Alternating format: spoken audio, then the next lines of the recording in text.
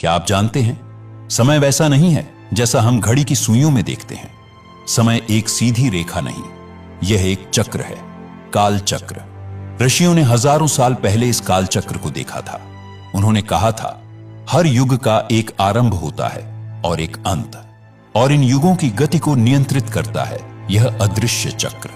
आपको जानकर आश्चर्य होगा, हम अभी जिस युग में जी रहे हैं वह है कलयुग। पुराणों में साफ लिखा है, कलयुग की कुल आयु है 4,32,000 वर्ष। पर यहां एक रहस्य छुपा है। हर युग हमेशा उतना लंबा नहीं चलता जितना उसकी सीमा तय की गई है। क्यों? क्योंकि जब धरती पाप से भर जाती है, जब इंसानियत अपने अर्थ खो देती है और जब धर्म केवल एक नाम बनकर रह जाता है, तब समय करवट लेता है। इसी को कहा गया है काल चक्र की चाल। महाभारत में जब श्री कृष्ण ने कुरुक्षेत्र के मैदान में अपना विराट रूप दिखाया था, वह केवल एक दर्शन नहीं था, वह काल चक्र की झलक थी। उन्होंने स्वयं कहा था, मैं काल हूं और मैं ही सबको निगलने आया हूं। अब सोचिए, अगर स्वयं कृष्ण यह कह रहे हैं तो इसका अर्थ है कि काल चक्र केवल घटनाएं नहीं बनाता, बल्कि पूरी सृष्टि की गति उसी से तय होती है। विष्णु पुराण और भविष्य पुराण दोनों में यह चेतावनी दर्ज है कि जब अधर्म बढ़ेगा और धर्म के नाम पर पाखंड फैल जाएगा, तो कालचक्र अपनी गति बदल देगा और कलयुग अपनी पूरी उम्र जिए बिना ही समाप्त होने लगेगा। अब सवाल यह है, क्या ऐसा हमारे सामने हो रहा है? उत्तर है हां, संकेत शुरू हो चुके हैं। 2030 वह वर्ष है जिसे लेकर आर्षि मुनियों ने भविष्यवाणी की थी। उन्होंने कहा था, यही वह समय होगा जब कालचक्र अपनी सबसे तेज गति से घूमेगा, कलयुग की सांसें थमने लगेंगी और सतयुग का द्वार खुलेगा। लेकिन इससे पहले 2025 का सावन हमें चेतावनी दे गया। उस सावन में जो घटनाएं घटी वे साधारण नहीं थी, वे कालचक्र की चाल का पहला इशारा थी। 2025 के सावन की पहली रात लोगों ने आसमान की ओर देखा और पाया, चांद कुछ अलग था। उसकी आभा धुंधली थी, रंग हल्का सा लालिमा लिए हुए। आप सोचेंगे इसमें खास क्या? पर शास्त्र कहते हैं, जब चंद्रमा अपनी आभा बदल ले तो समझ लो प्रकृति का संतुलन बदल रहा है। महाभारत के युद्ध से पहले भी चंद्रमा की रोशनी पीली और मटमैली हो गई थी। आज वही दृश्य फिर दिखा। आर्षियों ने लिखा था, चंद्रमा का बदलना युग परिवर्तन का संकेत है। सावन, बारिश का महीना। पर 2025 के सावन में जो बरसा वह वरदान नहीं, अभिशाप लगा। कहीं बाढ़ ने नगर डुबो दिए, कहीं बादल फटे तो कहीं सूखे ने धरती को जला दिया। स्कंद पुराण कहता है, जब धरती का जल अपना संतुलन खो दे तो यह काल चक्र की नई चाल का संकेत है। क्या आपने गौर किया? पानी, जो जीवन है, अब विनाश का सबसे बड़ा कारण बनता जा रहा है। यही था दूसरा संकेत। 2025 सावन में अमरनाथ गुफा की शिवलिंग आकार में पहले से कहीं अलग थी। यात्रियों ने कहा, इस बार शिवलिंग जल्दी बन गई और जल्दी पिघल भी गई। यह क्यों हुआ? पुराण कहते हैं, जब शिव का स्वरूप समय से पहले बदल जाए तो समझ लो कि समय ही बदलने वाला है। यही था तीसरा संकेत। सावन की एक रात भारत के कई हिस्सों में लोगों ने आसमान में तेज अग्नि रेखा देखी। वैज्ञानिकों ने कहा, ये उल्का पिंड थे, पर शास्त्रों में इसे कहा गया है धूमकेतु का उदय। ब्रह्मांड का धूमकेतु जब धरती के पास दिखे तो वह किसी बड़े परिवर्तन का संकेत होता है। महाभारत से पहले भी धूमकेतु देखा गया था। आज फिर वही दृश्य 2025 सावन में। मध्य भारत और उत्तर भारत की कुछ नदियों में पानी उल्टी दिशा में बहने लगा। वैज्ञानिक इसे प्रेशर और हवा का खेल बताएंगे, पर भविष्य पुराण में लिखा है, जब नदियां अपनी धारा बदल दें तो समझो युग अपनी धारा बदलने वाला है।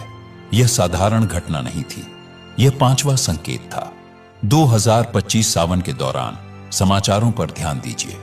छोटी छोटी बातों पर हिंसा, धर्म के नाम पर झगड़े और लोभ में अंधा होता इंसान। विष्णु पुराण कहता है, कलयुग का चरम तब होगा जब मनुष्य पशुओं से भी अधिक हिंसक हो जाएगा। क्या आपने नोट किया? 2025 सावन में इंसानियत का यह रूप बार बार दिखा। इन 6 घटनाओं का मतलब सिर्फ इतना है, कालचक्र अपनी चाल बदल चुका है। कलयुग अब अपनी सीमा की ओर बढ़ रहा है। 2030 वह समय है जब इसका पटाक्षेप होगा। पर यह अंत नहीं, बल्कि एक नई शुरुआत होगी, क्योंकि हर युग का अंत ही अगले युग का आरंभ है। क्या आपने कभी सोचा है क्या होगा अगर आसमान में अचानक कोई ऐसा तारा प्रकट हो जाए जिसे हजारों वर्षों से किसी ने नहीं देखा? क्या होगा अगर आर्षि मुनियों द्वारा बताई गई वो भविष्यवाणी सच साबित हो जाए, जिसमें 2030 का वर्ष एक निर्णायक मोड़ की तरह सामने आता है? धर्म ग्रंथों और भविष्य पुराण में बार बार यह संकेत मिलता है कि 21वीं सदी का तीसरा दशक मानव इतिहास में सबसे अलग होने वाला है, और खासकर सन 2030। यह सिर्फ एक कैलेंडर की तारीख नहीं, बल्कि एक आध्यात्मिक मोड़ है। पुराणों में लिखा है, जब समय की गति तेज होने लगे, जब ऋतुएं बदल जाए, जब मनुष्य का धैर्य टूट जाए और जब धर्म केवल शब्दों में रह जाए, तभी एक नई आभा आकाश में जन्म लेती है। यह वही आभा है जिसे भविष्यवाणी में ध्रुवपुत्र तारा कहा गया है। ध्रुव तारा तो हम सब जानते हैं, जो उत्तर दिशा में सदा स्थिर रहता है, लेकिन ग्रंथों में उल्लेख है कि समय आने पर उसके पास ही एक नया तारा प्रकट होगा जिसे ध्रुवपुत्र कहा जाएगा। अब सवाल उठता है, यह तारा कौन है? क्या यह वास्तव में कोई नया खगोलीय पिंड है, कोई धूमकेतु, या फिर एक आध्यात्मिक संकेत? आधुनिक वैज्ञानिक कहते हैं कि अगले दशक में हमारी आकाशगंगा में कई ऐसी गतिविधियां होंगी जिन्हें मानव ने पहले कभी नहीं देखा, लेकिन हिंदू ग्रंथों में इसका जिक्र पहले ही किया जा चुका है। जब आकाश में दूसरा ध्रुव दिखाई देगा, तब जान लेना कि नया युग प्रारंभ होने वाला है। अब सोचिए, अगर अचानक आसमान में एक ऐसा तारा चमक उठे जो दिन में भी दिखाई देने लगे, तो दुनिया कैसी प्रतिक्रिया देगी? पुराण कहते हैं, उस क्षण पृथ्वी पर एक अद्भुत ध्वनि गूंजेगी। न कोई विस्फोट, न कोई युद्ध का शोर, बल्कि एक नाद, जिसे ऋषि लोग नाद ब्रह्म कहते हैं। यह वही ध्वनि होगी जो ब्रह्मांड की उत्पत्ति के समय गूंजी थी, और ठीक उसी के साथ पृथ्वी का ऊर्जा चक्र बदल जाएगा। अब असली प्रश्न, युग परिवर्तन। क्या 2030 में कलयुग समाप्त हो जाएगा? नहीं, कलयुग की कुल आयु लाखों वर्षों की है, लेकिन 2030 को एक संक्रमण बिंदु माना गया है। अर्थात कलयुग अपनी सबसे गहरी अवस्था से धीरे धीरे बाहर निकलना शुरू करेगा, और यही आरंभ होगा एक संधि काल का, जिसे आप मिनी सतयुग भी कह सकते हैं। यानी अगले कुछ दशकों में धर्म, अध्यात्म और विज्ञान एक साथ नई दिशा पकड़ेंगे। भविष्य पुराण में लिखा है, जब मानव धर्म छोड़ देगा, जब माता पिता का सम्मान समाप्त हो जाएगा, जब पृथ्वी सूखे और बाढ़ से कांप उठेगी, तब देवदूत आकाश से संकेत देंगे, और वही संकेत होगा एक नए युग का आरंभ। 2025 से 2030 के बीच जो घटनाएं घटेंगी, अत्यधिक वर्षा, अकाल, समुद्री तूफान, धरती की हलचल, ये सब उस संकेत के हिस्से हैं। और 2030 यह वह वर्ष होगा जब यह संकेत अपनी पूर्णता तक पहुंचेंगे।